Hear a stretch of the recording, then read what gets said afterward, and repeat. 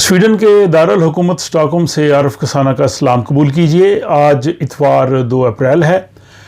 गुज़रे हुए हफ्ते की स्वीडन की अहम खबरें और रिपोर्ट्स का सिलसिला आपकी खिदमत में पेश है और इसमें कुछ तिब्बी तहकीकी खबरें भी शामिल हैं जो हमारे इंटरनेशनल नाजरीन के लिए भी दिलचस्पी का बायस होंगे। तो सबसे पहली खबर ये कि स्वीडन के दूसरे बड़े शहर गोथेनबर्ग के एक बड़े हस्पताल सालग्रेंस्का में होने वाली तिब्बी तहकीक के बाद ये बताया गया है कि मोटापा जहाँ बहुत सी दूसरी बीमारियाँ जन्म लेता है और उसकी वजह से सेहत के मसाइल पैदा होते हैं, वहीं पे बांझपन के मसाइल की भी एक बड़ी वजह बढ़ता हुआ मोटापा है। और उस अस्पताल में जो फर्टिलिटी का शोबा है वहाँ पे ये तहकीक हुई है और ये वो अस्पताल है कि जो स्वीडन में सबसे पहले जो टेस्ट ट्यूब बेबी थी वो इसी अस्पताल में जो है वो उसका कामयाब तजर्बा हुआ था। दूसरी तिब्बी तहकीकी खबर यह है कि अद्वियात की ख़वातीन और मर्दों में जो है वो अफादियत मुख्तलिफ हो सकती है और मुख्तलिफ तरीके से वो काम करती हैं और इसी तरह से उनके जो असरात हैं और उनके जो मनफी असरात हैं उनमें भी जो है वो फ़र्क है और ये भी हाल ही में स्वीडन में एक स्टडी में जो है वो सामने आया है। पाकिस्तान में मर्दमशुमारी जारी है और अब स्वीडन में भी जो है वो मर्दमशुमारी होने का इम्कान जो है वो पैदा हो रहा है। हाल ही में स्वीडन की जो हुकूमत है उनकी जानिब से और उनकी जो इत्तेहादी जमात SD है उनके सरबराह ने मिलके ये फ़ैसला किया है कि स्वीडन में मर्दमशुमारी की जाए, यानी घरों में जाके नॉक करके पूछा जाए कि उस घर में कौन कौन से लोग रहते हैं और उनका मकसद ये है कि जो लोग गैर कानूनी तौर पे स्वीडन में मुकीम हैं उनका पता चलाया जा सके और उनको मुल्क बदर करने की कोशिश की जा सके। तो ये दरअसल जो थीदो एग्रीमेंट है उसकी वजह से ये जो है वो मर्दमशुमारी या तमाम जो आबादी है उसकी शुमारी उसको शुमार करने का जो है वो सिलसिला जो है वो बनाया जा रहा है। हालांकि स्वीडन में तकरीबन तमाम पॉपुलेशन जो है वो रजिस्टर्ड होती है, लेकिन वो चाहते हैं कि घरों में जाके हम देखें कौन से लोग जो हैं वो वहाँ पे गैर कानूनी तौर पे मुकीम है और उनको हम जो है वो ताकि सब लोगों का इंदराज किया जा सके। और ये SD जो स्वीडिश डेमोक्रेट्स है और जो 3 जमातें हुकूमत में हैं इनके दरमियान जो थीदो एग्रीमेंट मुआहदा हुआ था उसकी ही एक शिक है। इस पे जो है वो बहुत तनकीद भी हुई है और एक प्रोफेसर हैं जो इस हवाले से तहकीक करते हैं उन्होंने कहा जी कि ये मर्दमशुमारी नहीं है, ये लोगों को काउंट करना नहीं है बल्कि लोगों को कंट्रोल करना है। ये जो मर्दमशुमारी होगी इसमें स्वीडन की जो टैक्स एजेंसी है, पुलिस है, माइग्रेशन बोर्ड है, ये तीनों मिलके काम करेंगे और बुनियादी तौर पर मकसद यही होगा कि गैर कानूनी लोगों को पकड़ा जाए और उनको स्वीडन से निकालने की कोशिश की जाए।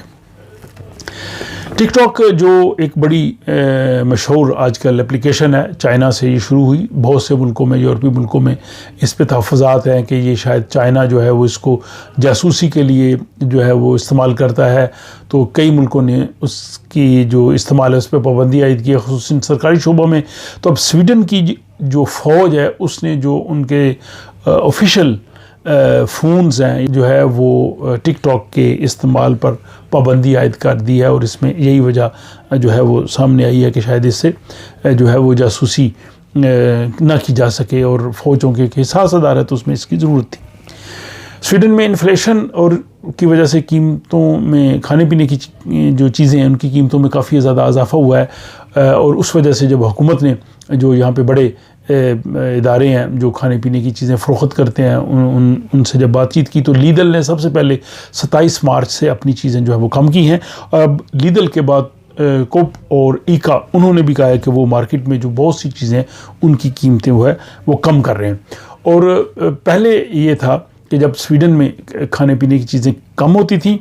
और उसके हमसाया मुल्कों ख़ुसूसन नॉर्वे में वहाँ पे कीमतें ज़्यादा थीं और स्वीडन और नॉर्वे के दरमियान जो सरहद है वहाँ पे स्वीडन की जानब काफ़ी बड़े बड़े जो है वो शॉपिंग मॉल स्टोर्स बन चुके थे और उसमें हमने कई दफ़ा देखा था कि नॉर्वे के बहुत से लोग आके स्वीडन से ख़रीदारी करते थे क्योंकि स्वीडन में चीज़ें सस्ती थी। लेकिन जब से ये इन्फ्लेशन हुआ है और स्वीडन में खाने पीने की चीज़ों की कीमतें बढ़ी हैं तो अब मामला इसके बरक्स हो गया है। अब नॉर्वे के लोग स्वीडन में शॉपिंग के लिए नहीं आ रहे بلکہ سویڈش لوگ ناروے جا کے جو ہے وہ چیزیں خریدنے اور ان کو سستی پڑتی ہیں. اور اسی طرح اسی جو انٹرسٹ ریٹ بڑھنے اور مہنگائی کی وجہ سے جن لوگوں نے گھروں کے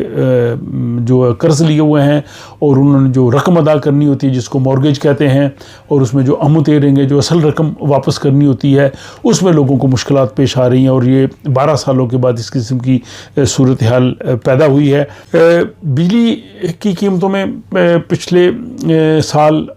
کافی زیادہ اضافہ رہا ہے, جس کی وجہ سے حکومت نے سبسڈی دی اور لوگوں کو کچھ پیسے واپس دیے. تو اب جو ہے وہ جو حکمران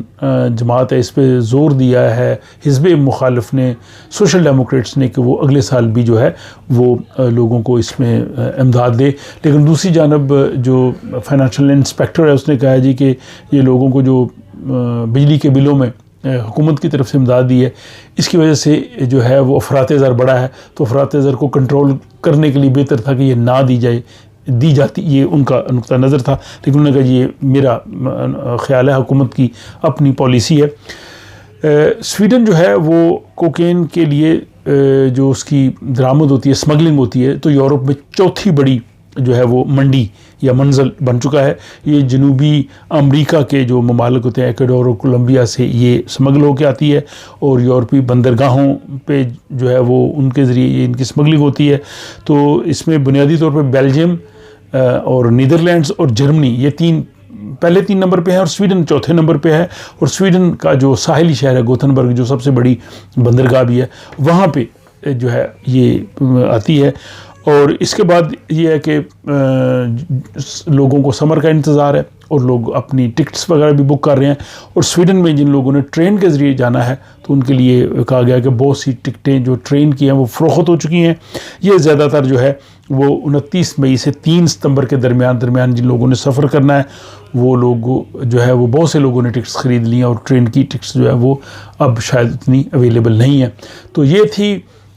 ہفتہ رفتہ کی اہم خبریں اور رپورٹس جو سویڈن کی ڈائری آپ کی خدمت میں نے پیش کی ہے. مجھے امید ہے کہ آپ کو ہمیشہ کی طرح سویڈن میں ہونے والے واقعات اور خبریں جو ہیں وہ پسند آئی ہوں گی. اپنی رائے کا ضرور اظہار کیجیے اور اپنی دعاؤں میں مجھے ضرور یاد رکھیے گا. اللہ نگہبان.